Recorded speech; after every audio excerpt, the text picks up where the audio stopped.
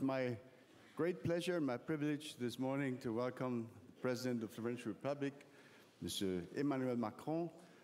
Soyez le bienvenu, Monsieur le Président. Please.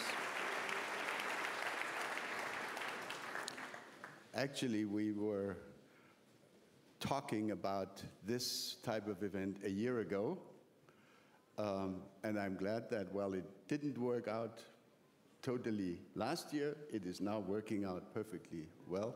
So welcome again, Mr. President. For those of you who don't speak French, you might be well advised to have your headphones around, because I would imagine that Monsieur le Président will probably tend to use the French language, so be prepared for that. Also, I want to say that I am particularly grateful to President Macron for having agreed to the kind of format that I like, that my team likes, and that I know all of you like, because he's now not giving one of his major speeches. He's just given one at the École de Guerre just a week ago. He's given many, many important speeches over the last 3 years. But today, he has agreed to just discuss issues and take your questions. So let's give him a round of applause, and then we'll start.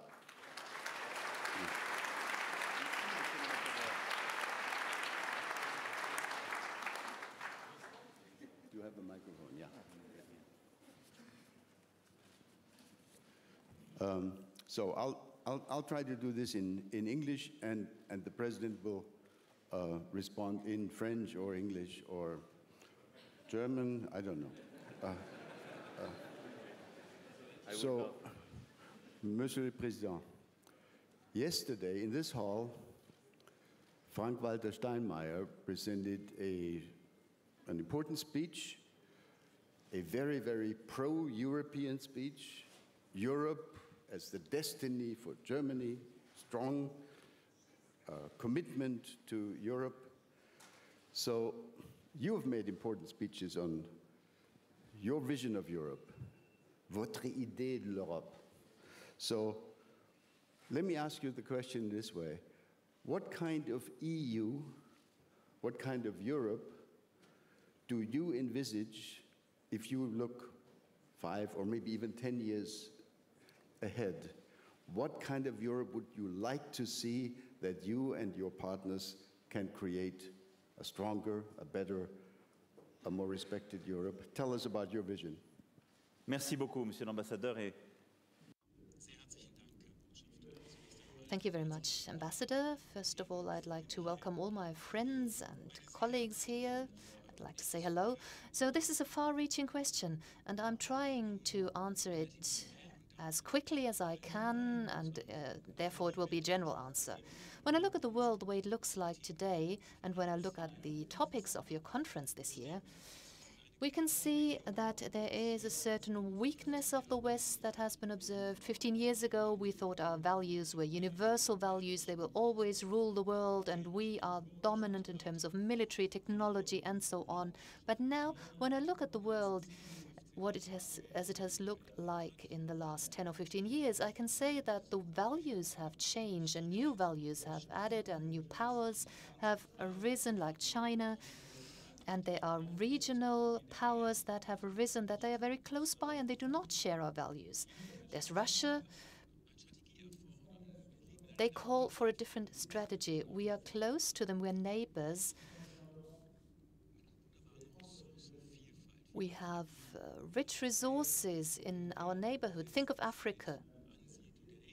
When you look at the world as it has been recently, and it will be in the next 20 or 30 years, we will lose population and Africa will explode in terms of population. Remember that.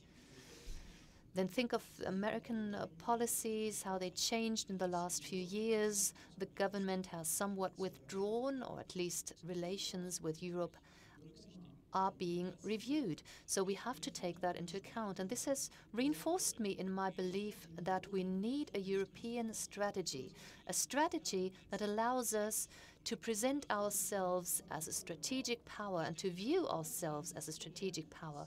The Europe I have in mind is a Europe that is sovereign, united, and democratic and acts as such. And in 10 years' time, I'd like to see a Europe that has enough leverage to act, to be sovereign when it comes to policies, to technology, migration, defense, feeding the world, and also in terms of climate protection, environmental protection, and a Europe which has relations with its neighbors, Russia and Africa and the Middle East. A Europe which has decided to define core that wants true sovereignty in the Eurozone, a Europe which is credible, and a Europe which has modernized itself and that has reviewed the rules that they believe in. It cannot be a Europe where we need unanimous decisions. When we look into the future, 10 or 15 years, we need more commonalities in the heart of Europe.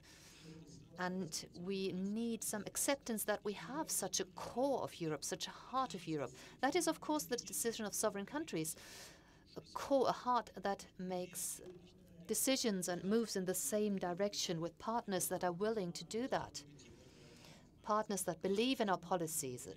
Single market, rules about convergence, rules about our neighborhood, and then countries that are less close to that core and a stable neighborhood. I think we're facing the hour of truth here. Europe offers us the possibility to protect our values, our priorities. We have a lot in common with the United States, freedom and so on. So this is why we fight together in numerous wars, but it's not quite the same as what America wants. So we need some freedom of action in Europe. We need our own strategy. We need to develop our own strategy. We do not have the same geographic conditions, not the same ideas about social equilibrium, about social welfare, and they are ideals we have to defend. And we need a policy of neighborhood. Mediterranean policies, that is a European thing, not a transatlantic thing. And the same goes for Russia. We need European policy, not just a transatlantic policy. This is what I would like Europe to be. In 10 years' time, this is the Europe I'd like to see. A Europe that can protect the basis of its sovereignty. A Europe that has more vitality. And a Europe that is enthusiastic about its future. I'd like to close this point by saying that just like you, of course, I have listened to President Steinmeier's speech, and it is absolutely what I believe. I wasn't surprised by the speech. This is what I would like to subscribe to as well. He put it very clearly. Thank you very much, Mr. President. Let me remind all of you that if you want to ask a question of the President, the best way of doing it is use the electronic way. Use your app. If all goes well, maybe somebody could check this again. The questions should appear on my iPad. Maybe one of my team members could make sure that it actually works. So write your questions down and we'll pick them up. I will also try to identify this or that questioner that I know personally. So be prepared for that. We'll go to you, to the audience, in just a few minutes. On the bilateral issue, la France et l'Allemagne, I would think that you must have been quite frustrated over the last 2.5 years with what some of my friends in France, and surely the media, have called a non-answer from Germany to grant proposals coming from France. So now, yesterday, interestingly enough, and you alluded to it, the President of Germany and the Foreign Minister of Germany came up with a positive response to your invitation to start a strategic dialogue on defense and nuclear issues. So Tell us a little bit about your degree of frustration with Germany at this moment. I'm not a man of frustration, you know. No, I think this is a permanent story between our two countries. I remember several approaches or proposals made by Germans years or decades ago, waiting for French answers. Joschka Fischer made a great speech, waiting for a French answer. Schäuble-Lammers before. I mean, we have a story of proposals waiting for answers. I mean, first, I think at the European and the bilateral level, we worked very hard together during the past 2.5 years, past 3 years, with the SCAF and a lot of projects, and I do thank our ministers present here for the good work they made together. We launched what was thought as impossible, let's say 3 years ago. Let's imagine we will make the future aircraft in common with Germany. A lot of people probably in this room would have said to me, you are crazy. It will never happen. You have the Rafale and Dassault, we have already Airbus, let's stop the discussion. It's happening, and we are progressing. So we launched a series of bilateral approach, and we launched a series of new initiatives at the European scale on batteries, on universities, Europe of defense with a lot of initiatives, and we will probably revert to that. I think the big question mark now we have together is the magnitude of the answer and the speediness. And for me, the main challenge we have in front of us is our ability to address the core problem of the European perspective. Je pense aujourd'hui que la crise qui est la nôtre, it's no longer the same crisis that we're facing today. It's not a crisis of European democracies, of European middle classes. In our countries, many people are doubtful. It's not Europe they doubt, but the idea of democracy. There's more extremism. We have to come up with a joint answer. What is our perspective for the next 20 or 30 years for Europe? This is what is at stake. So I'm not frustrated. Maybe I'm impatient. And I hope that at the bilateral Franco-German level, we can face up to the task to create a new dynamic of this European dimension. We need, and we have, a new team. And I'm happy to say that Thierry Breton is here today, our French commissioner, and also the High Representative Borrell is here today, and other commissioners are here today. So we do have a very good team. We have President Michel, we have Ms. von der Leyen at the head of the Commission, we have the new European Parliament, and this opens up new possibilities for climate action, for 5G initiatives. It stands for European ambition, and this is exactly what I have in mind. The key to me at European level, and I've tried to make it clear at my speech to the Sorbonne, first of all, we need to be faster. We need to act faster at European level when it comes to sovereign questions, as I mentioned before. And then technologically, how can we be faster? How can we invest faster? For our enterprises, for our companies and our rules, our initiatives, how can we be faster in proposing European initiatives? 5G, the cloud, artificial intelligence. Here we need European initiatives. What can we do as Europeans to face up to these challenges? How can we take care of the things that our populations are worried about? The climate, our borders, protecting our borders. For years we haven't been able to get to grips with these problems, but we have to. Our people expect us to cope with the problem of climate change. They're afraid of climate change, and sometimes they think we're not fast enough. We can only solve this at the European level. I would like to be faster in agreeing with Germany to be successful in coming up with joint initiatives. And the key to success is to be able to take risks together. We've done that in the past. If we don't take risks, we won't make progress. And that also means that our relationship has to be changed, has to be adapted. I believe in the future. I believe in our joint investment in the future. We are a continent that has stopped believing in its future.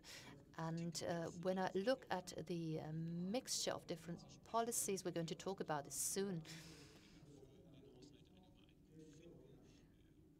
We need to agree about our budget. We're talking about small numbers, 1.6, 1.7, whatever. That's not really proportionate to the magnitude of the tasks we're facing. It's not worth fighting about it. China, on the other hand, invests enormous amounts of money. It's all public money that is invested. It's not necessarily clear what they're doing. It's not always transparent, but they do invest a lot in the digital field. They have a climate initiative, don't forget that. So China is investing in its future, and so is the United States. They have decided to invest more public money. And this is a magnitude we have never seen before: defense, technology. And they set the course for the future. In Europe, we have to talk about, at a level that we've agreed before, and we have to agree to a common budget. So after the crisis, there were too many rules, but the financial markets have not been regulated. This is done after the Anglo-Saxon rules. But insurances and banks are the key to economic success. So for the last 10 years, we have had this contraction of public and private funds, and this policy mix is not responsible. At the end of the day, it leads to this 0% interest rate that we have now. But the percentage of saving has increased in Europe. While we have no integrated capital and financial market in Europe, this capital cannot circulate. There's no cash flow between the countries. So while we have that, we will have that problem of too little investment for our economy. So they're going to buy American investment, American shares. So we are not fast enough in investing in our future. If in 10 or 15 years' time we have the industry and the rules we have for the future, so they will be prepared. But if they are not successful, it shows that we must invest in our future. And as I said, we have to be enthusiastic about the future, and we must invest in the future. And another reason I'm saying this is from a political point of view. That is the only option. We need to strengthen the European middle classes and reconcile them with our idea of the future. That is essential. The crisis in 2008, 2009, and 10 took longer for Europe to digest. We have problems in Greece, in Italy, in Spain, and we expected enormous sacrifices of the people there, unprecedented, especially the middle classes. Decrease of income, of pensions, and what was to be sold was sometimes sold to China. So, and then the next crisis came along, and everything had to be changed yet again. I come from a country that was prepared to take risks. So again, we had that pressure on the middle classes. What it means is, in Europe, we have to be clear about this, where the heart of democracy used to beat, there is now a lot of doubt about democracy. The impression is whenever there's economic problems, we have to pay. Whenever there's a problem, we are the ones who have to pay. There is no fair burden sharing. So how can we retain our enthusiasm about the future? And how can we include the middle classes? Europe is an adventure of freedom, progress for the middle classes, and social market economy, and that is a very important subject here in Germany. So if there's no perspective for the middle classes, we cannot make progress. So this is why people doubt the nature of Europe, the future of Europe and of democracy. This is what we have to do at the Franco-German level. It's not about frustration. I am impatient because I believe we need to be faster in our reaction. We need a clear answer to our population. We, the Franco-German tandem, if we do not find an answer to these problems, if we do not come up with a perspective for the middle classes, that will be a historic failure.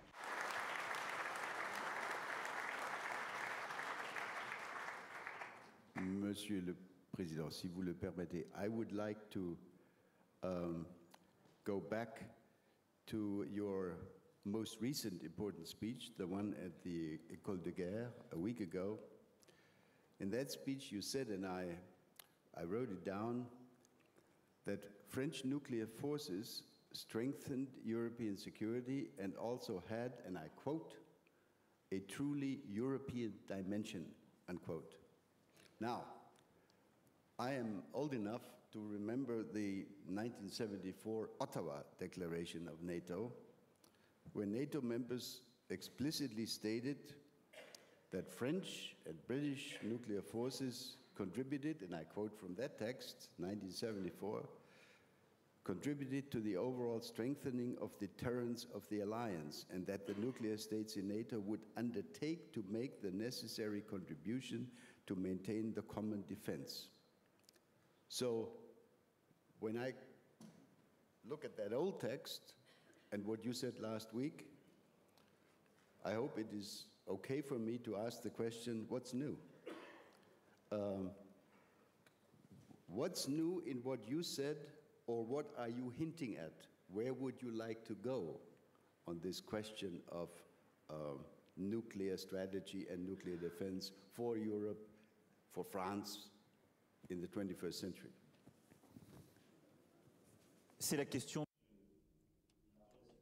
So it's a question of relationships and relations between the ambitions of NATO and Europe. I'm convinced that we need a much stronger Europe in defense. So I think that what we've achieved in the last few years, a European Defense Fund, increased cooperation, a European Intervention Initiative, this is what I said at my Sorbonne speech, that these things are crucial. These things are crucial so that we have European funds available, so that we can develop joint capabilities like the Future Combat Air System or the Main Ground Combat System, MGCS, two great examples for Franco-German cooperation, and we need a joint strategy for defense. And I think we need that due to reasons of sovereignty. This has been misunderstood very often. It's not a project against NATO or instead of NATO.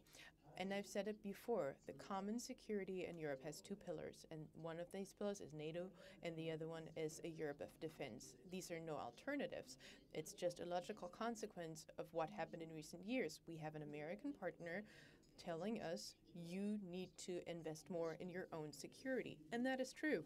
The Americans telling us that we, Europeans, since the fall of the Berlin Wall, have invested less and less in security because the world changed, and that's true. And the Americans say we are not the sheriff to provide for security in your neighborhood. So if I look what has been done under Obama, I can say that there was a new strategic position of the United States, fewer investments in the Middle East and the Pacific, and Americans say that the Europeans need to take more initiative. I do believe we need NATO. This is absolutely clear.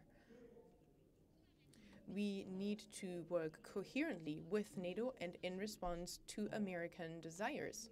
And this is how we have to create our own capability that bestows credibility on us so that we can protect ourselves and that we can be able to act.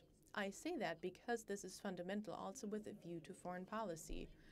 If we do not have the ability to act, then in foreign policy, we will not be credible, especially with regards to the United States. When it comes to Iran, we have our own opinion. I talked about sovereignty. Economic and militarily, we cannot have our own diplomacy, and we saw that with the JCPOA. So we do need a Europe of defense. And in this framework, I want to make progress in different areas.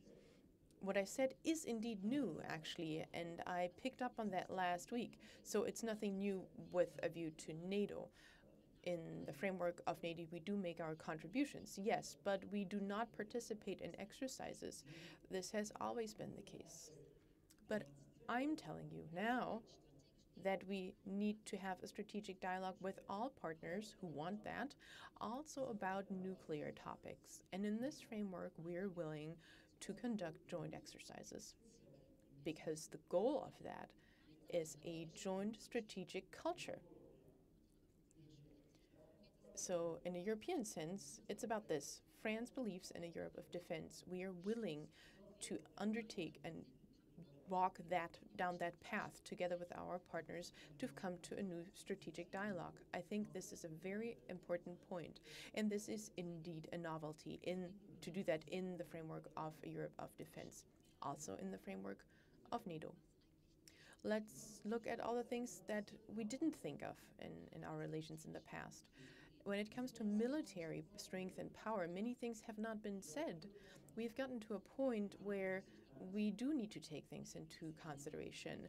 There are things that we have not taken into account when it comes to Germany or the east of Europe. And so we, especially with the history that we have, we need to address these topics. We built Europe and rebuilt Europe, and we reduced Germany's power.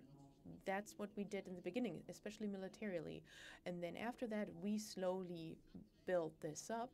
France, the UK, then procured nuclear weapons. Germany didn't, but Germany had very indirect discussions through the United States.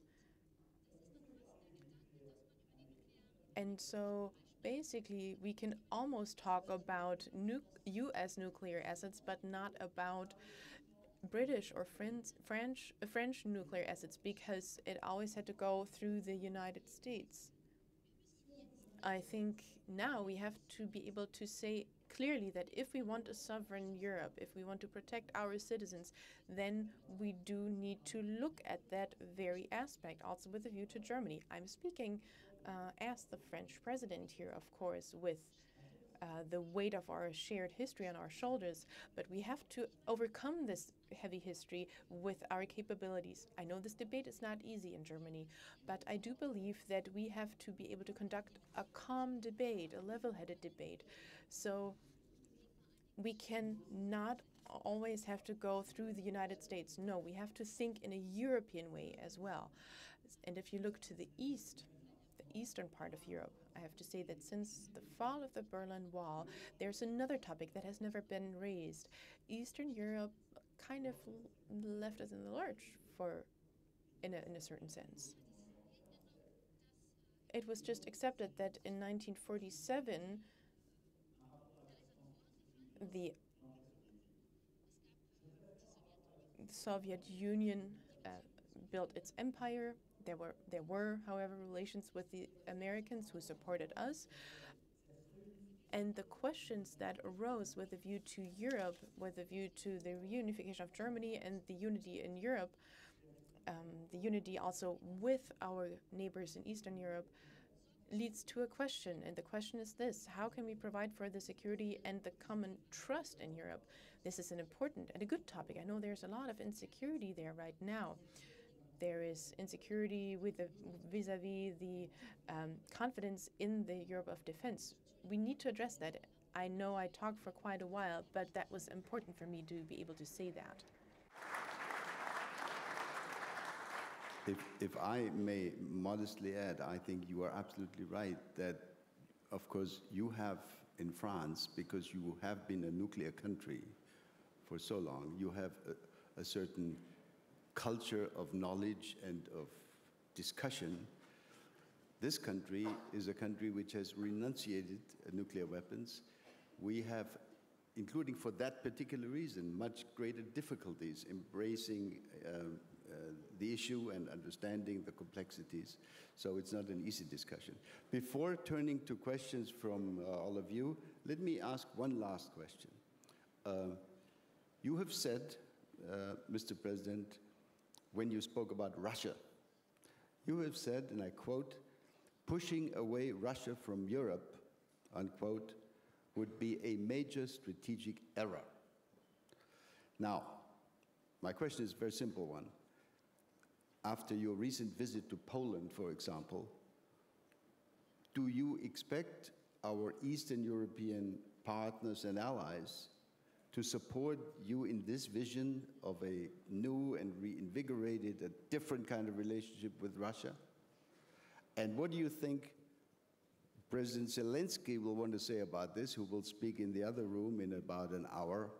In other words, isn't the unresolved Ukraine, Donbass issue a huge obstacle to any kind of renovated relationship with Russia at this moment? So let us share with us your views about how to deal with Russia as we go forward.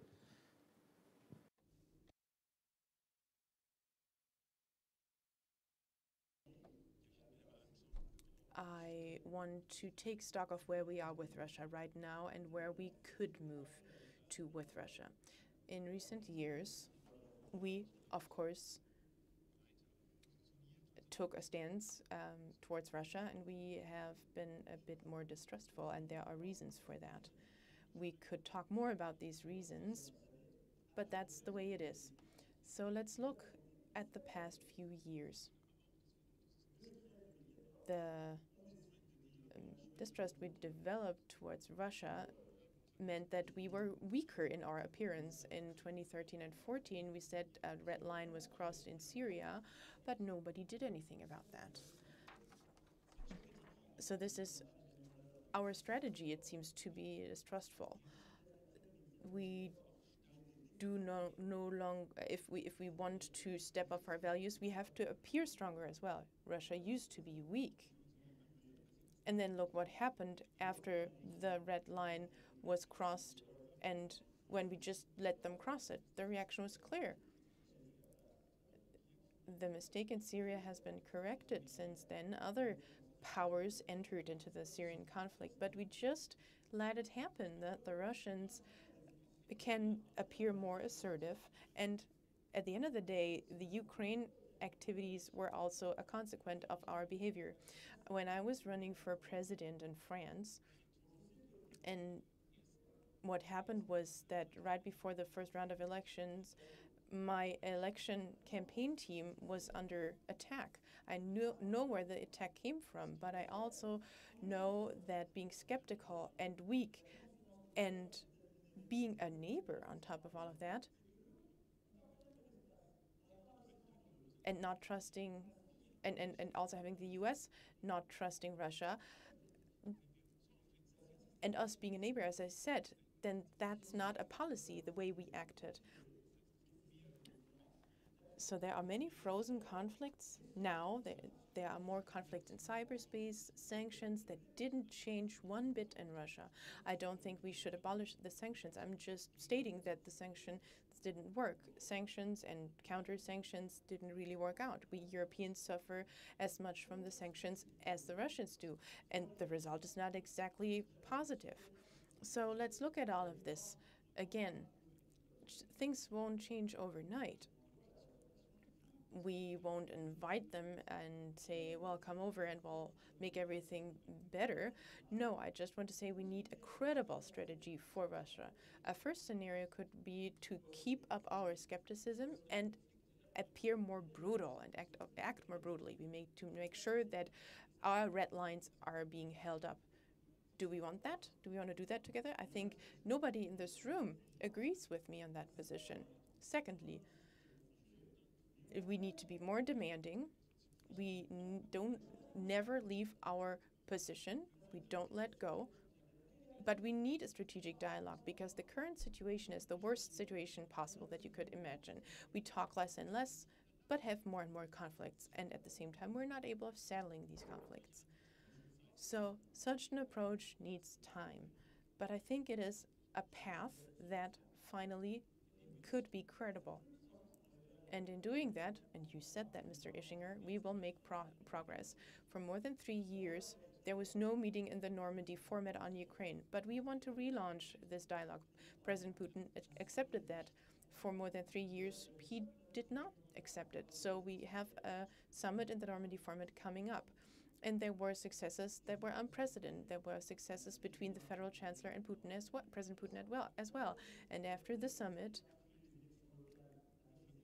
prisoners were exchanged, as it has never been the case before. And there were security measures that the Minsk agreement doesn't even foresee. I'm not naive. There are many other problems as well. But a certain dynamism started.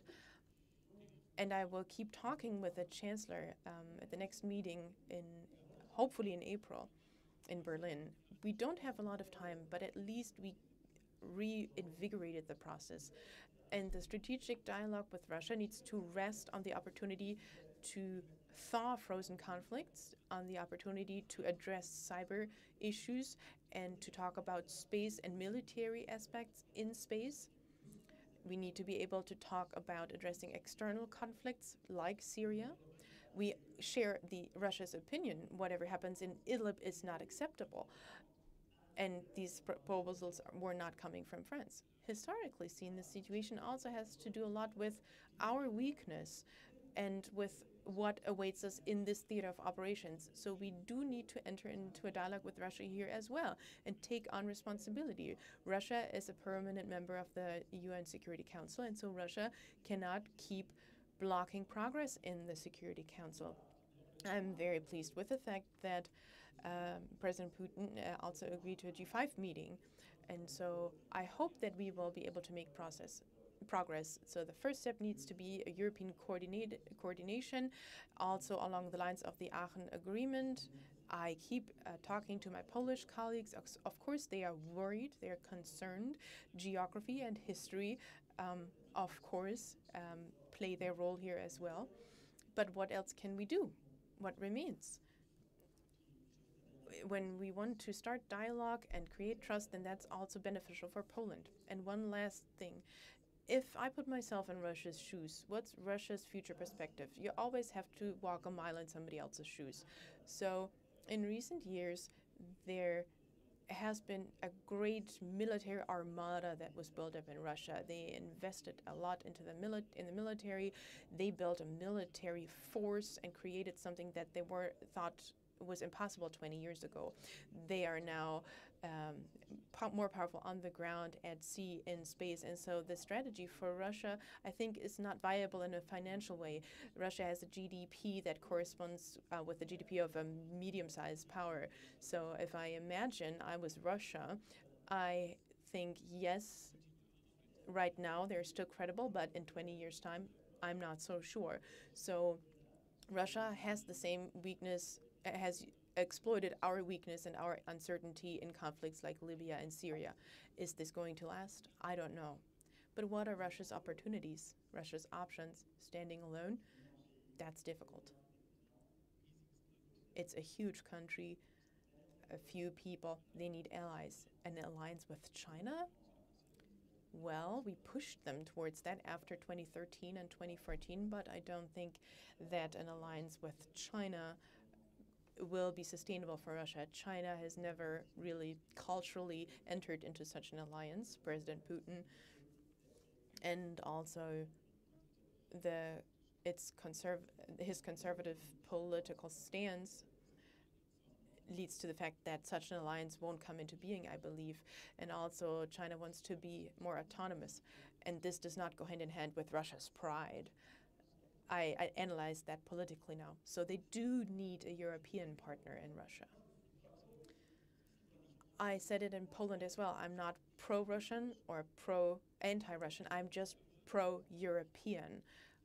But if you look at the geographic facts, it's clear that we need to do something together. We need to build a security architecture of mutual trust. And that means also that we need to give Russia a strategic option.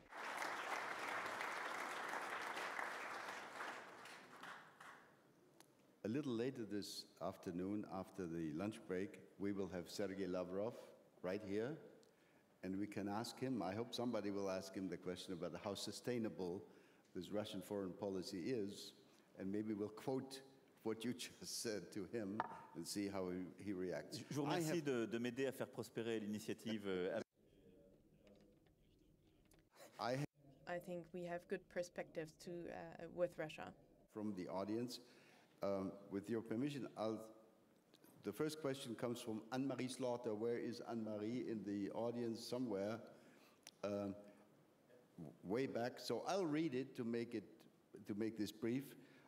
Question to President Macron from Anne-Marie Slaughter, who comes from Washington, former senior official at the State Department, now Chief Executive Officer of New America Foundation. So, question. You speak eloquently and compellingly of a European strategy, not an EU strategy, although you point out the need for a different EU to be effective. When you speak of a European strategy, are you still including the UK? Question mark. C'est une très bonne question. Les formats sont multiples, parce que quand je parle d'une stratégie européenne, il y a évidemment l'Union européenne.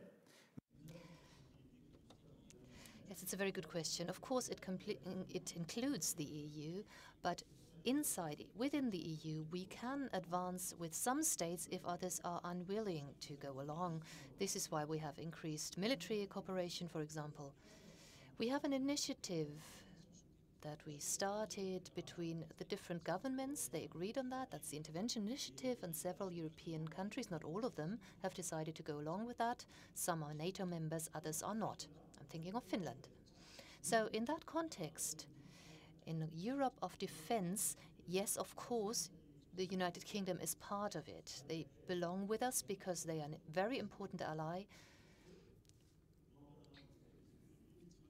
And we, as France, have two things in common with them. First of all, we are a member of the UN Security Council, and we are nuclear powers, and this is based on bilateral treaties.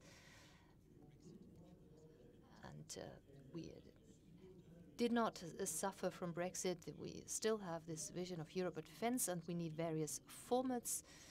For that, we need a strategic culture that will be increasingly close, and that, of course, includes the United Kingdom because of the current treaties and agreements and future initiatives.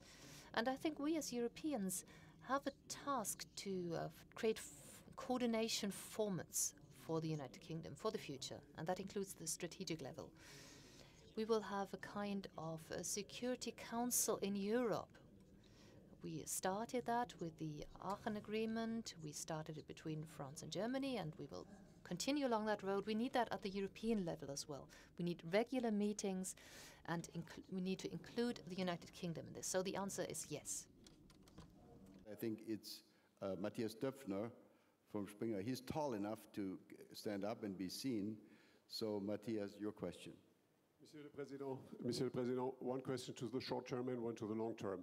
In the short term, are you afraid that Russian intelligence and Russian AI could manipulate the next election in France to the advantage of Marine Le Pen?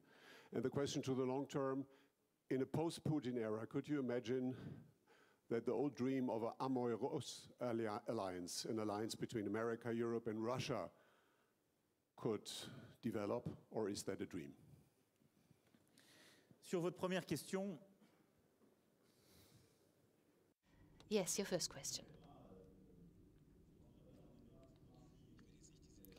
I will not try and revert to that old debate whether intervention for one or another candidate took place, whether that has happened in the past. But the strategy of Russia has been to monitor the political movements in the past and to support non-democratic movements, anti-migration, anti-democratic, very conservative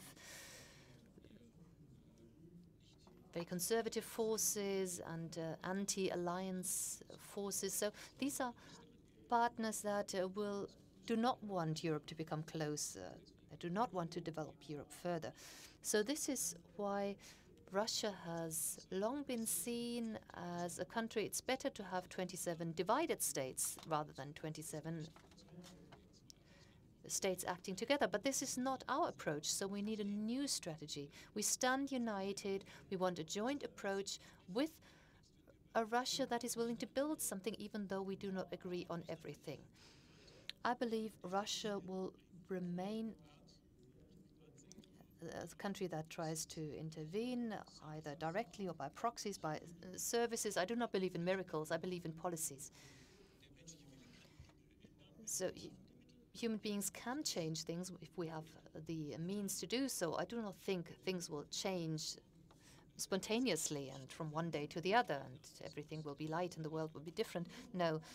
There will always be such interventions. There will always be this kind of meddling. In France, we are not used to saying who did it, who's done it. Of course, we can follow certain attacks up, but we do not make it public. Some people do, some countries do, and sometimes we are in dialogue with other countries. Sometimes they are public agents, to put it vaguely. And sometimes it's private perpetrators, private proxies. So Russia is very aggressive and will certainly continue to be that in the next months and years to come. And there will always be such actors whenever it comes to elections. We needn't confine ourselves to Russia. There are other countries who do the same thing. There are ultra-right American groups, for example, that have interfered in European elections, and of course it's not legal. So we need to be far-sighted, we need a broad view of the situation, and we need to be clear about what must we do. We need to defend ourselves technologically, also by cooperation between the intelligence services, and also cooperation between our legal systems. We have very few antibodies against this kind of attack, and that is the weakness of European democracies. In all democracies of the world, not only in Europe, changes to the system through the media, through technologies, always lead to a lack of antibodies we need to protect democracy. So that is one of the great challenges. Meddling by private players, technologies, deepfake, manipulation, manipulation of information. Information can be spread very quickly along different channels and we cannot verify it. And that's the same in all democratic systems. This has an immediate effect, deterring people, intimidating people. And that is incompatible with systems that are values-based, that are based on freedom, freedom of opinion, freedom of the press, and so on. Systems that were developed in the late 19th century. So, of course, freedom of movement and so on, it's all very fine. But these are the rules of the 19th century. We have adapted them, but the main rules date back to the 19th century. So we are vulnerable. We are very vulnerable. We cannot react quickly enough. Technologically, legally, we cannot react quickly enough in order to counter these strategies. That is the main problem, I believe. So Russia will remain a player on this stage, and we need to take initiatives. We need de-escalation, but also transparency. We need to act together transparently. This is what we should do in the next few months. This has to be our position vis-à-vis Russia. Whenever such private or public actors intervene in our democracies or the democracies of our partners, we need to be quick in our reaction, methodic, and we need to be clear about who did it, and we need to agree on sanctions. So we do need a dialogue. We need to stand up to this new method of destabilization, this criminal method of destabilization. We need to act against private or public actors. Nothing is impossible, and we will find solutions to many problems, and there will be direct and indirect repercussions. Also, when you think of Chinese intervention, the Chinese method also determines the American strategy. That is not surprising, and that is justified. It goes for trade, it goes for strategic deliberations, and so on. So if China continues to rise, and if it continues to pursue policies aimed at infrastructure, digital development, an expansive strategy, a strategy of expansion and a strategy of increasing its presence in the Atlantic and Pacific area, that will mean that the interest of the other major powers, the United States and so on, that may be overtaken by China at some point in economic terms. So we need to develop something to react to this development. What you described is certainly not impossible. But it all depends on China's future success and strategies. That's one thing. And secondly, it depends on our European capacity to react to this development. If we have a joint strategy, we can develop it together with the Americans. That our time is rapidly evaporating, so I think we have time for maybe 1.5 last questions. One I'll read, and one I think goes to Joe Joffe of Die Zeit. So if somebody could give a microphone to Joe Joffe while I read this question to you. This comes from the Berlin bureau chief of The Economist, Tom Nuttall. Where are you, Tom? Somewhere in the room. The question is the following. Now that the European Commission has revised its methodology for EU enlargement, this is about the Balkans, will France lift its veto on beginning accession talks with North Macedonia and Albania?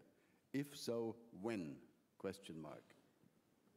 Premier point, si vous m'autorisez, je récuse le terme de veto français. I don't really like this term of veto. I know, Ambassador. But I don't really like the term, so I reject that term. It doesn't take a lot of courage to hide between France whenever there's disagreement. So this is not about not taking up negotiations with North Macedonia and Albania. But I'd like to add one thing. Many countries were opposed to that. And I think it is a major mistake, or it was a major mistake,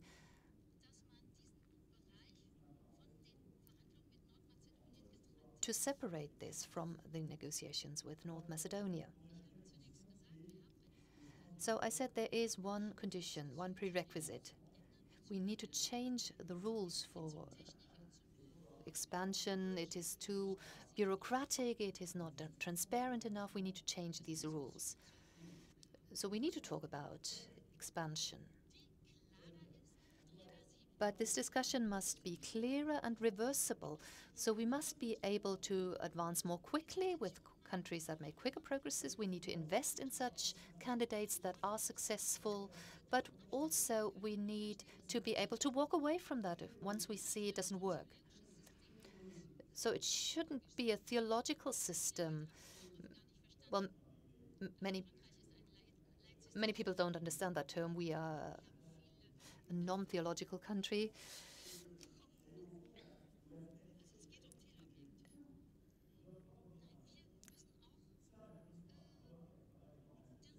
Well, we need to be able to walk away from such a development and go back to the previous position. So that was our condition. But I'm quite determined here. We need to be strict here. When we're talking about budget aspects, when we talk about this in March, we'll have to see what the Commission says, what progress we expect these candidates to make, Albania and North Macedonia. I've talked about the prerequisites, and if the results are positive, if there's confidence that this will work, then of course we should be able to start negotiations. But there are two things you need to keep in mind. First, the strategic objective we pursue in the Western Balkans is we need to keep them in Europe. We need to firmly anchor them in Europe, and that is a strategic objective that I support. If and when we talk to them about expansion or about accession, is that a good methodology? Question mark. I greatly respect President Vučić. He does an excellent job and he is a great leader. But what happens there is determined by Russia and China, not by Europe. So at the end of the day, it has no bearing on the life of the population.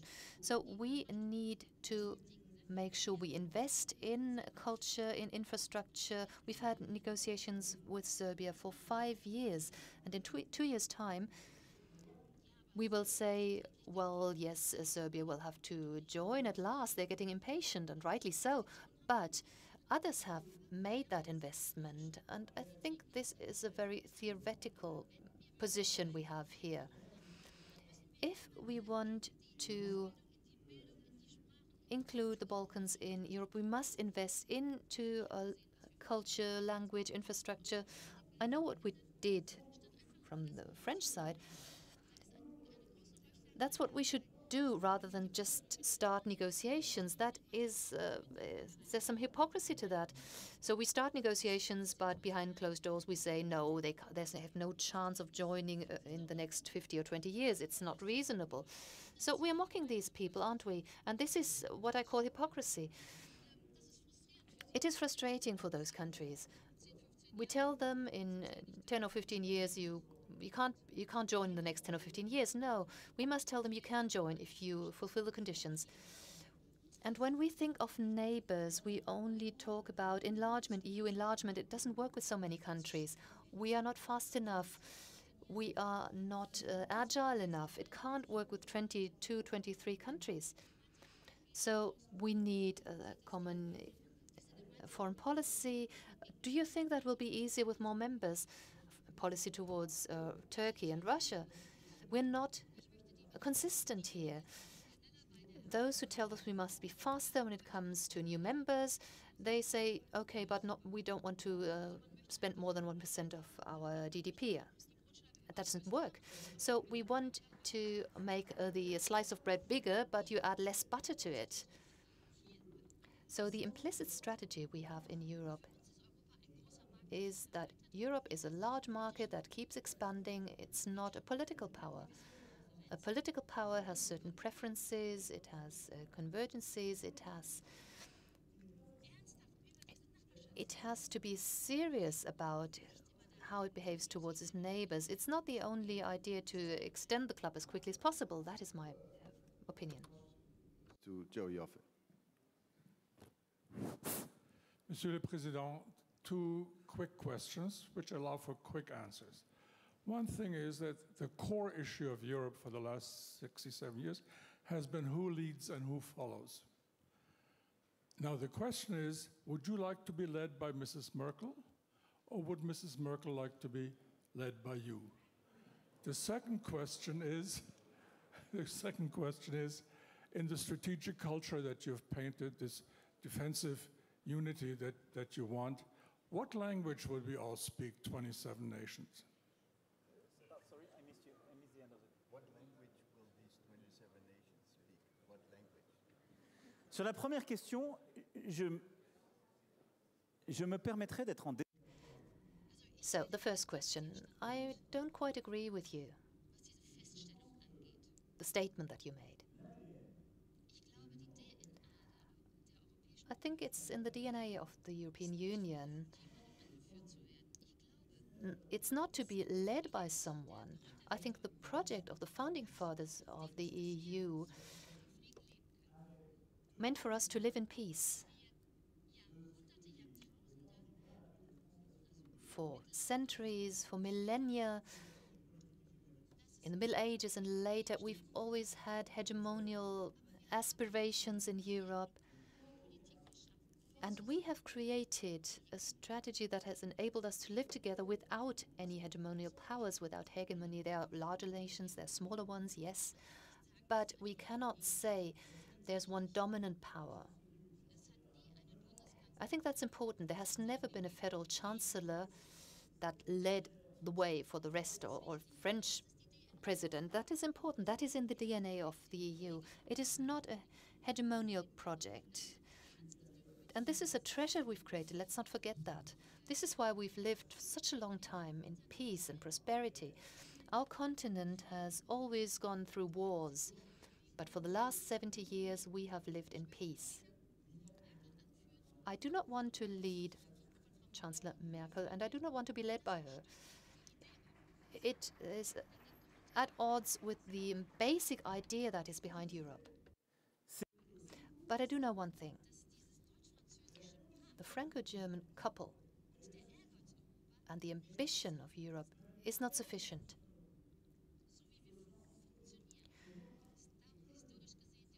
from a historical point of view, demographic point of view, strategic point of view, it works well. But when France and Germany agree, it's not enough in order to set in motion a dynamic development. But if we disagree, it can block everything in the EU. So what I want to achieve is for us to go on maintaining our unity between France and Germany, and that will enable us to make progress. And to go forward with more ambition, with more speed, I think that is the key if we want to face up to the challenges of the future. I know that Chancellor Merkel is aware of that, and we keep talking about it. But we respect each other, and we cooperate each other. That is very important. As you can see, I have a certain position, but now we're talking about Brexit, a Europe of 27 nations, the United Kingdom. Well, let's try and be serious. Umberto Eco once said a good sentence. He says, the language of Europe is translation. And it's true. You know what? Even when it comes to strategic aspects, defense aspects, it is no problem. On the contrary, every country has its own ideas. We have an Esperanto language for all of us. It's English, and it works fine for the working level. And that's what we do. But I think it is a good thing to have this diversity of language. I don't think there's one language that should be dominant. And that enables us to protect our differences too. It's not necessarily the same culture. We don't have the same opinion about everything. Not the terms are not always the same. When it comes to certain aspects, we have our languages, we try to work together, and we explain what we want. This is how it works. We should keep all the European languages. But the spirit of responsibility for the world, the awareness that we need to move forward faster, that we need to be far-sighted, this is what I meant. Merci à vous. Merci beaucoup.